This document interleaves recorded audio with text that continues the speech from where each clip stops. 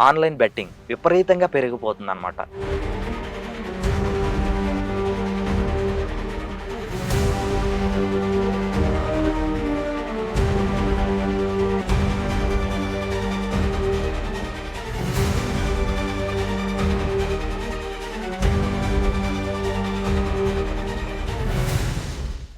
వాళ్ళని ఫాలో అవుతున్నటువంటి వారికి గాని, సమాజానికి ఎలాంటి అనర్థాలుంటాయి?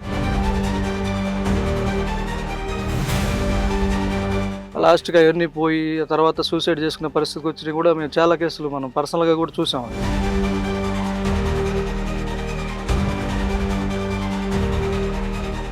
ఇప్పుడు ఇల్లీగల్ అనేవి మనకెలా తెలుస్తది? లీగల్‌గా ఉన్నవని మనకెలా తెలుస్తది? యాక్చువల్‌గా ఈ గవర్నమెంటు కొంచెం మనకు అవగాహన కల్పించే ప్రయత్నం చేయాలి ఈ అంశం మీద. ఇప్పుడున్నటువంటి మనం కొంతమంది ఇన్‌ఫ్లుయెన్సర్స్‌ని టార్గెట్స్‌గా చేసి నాన్ వెషన్ అయితే వాళ్ళు చేసినటువంటి బెట్టింగ్ ప్రమోషన్స్ గురించి యెస్. రీసెంట్‌లీ సజ్జనర్ గారితో మాట్లాడడం జరిగింది.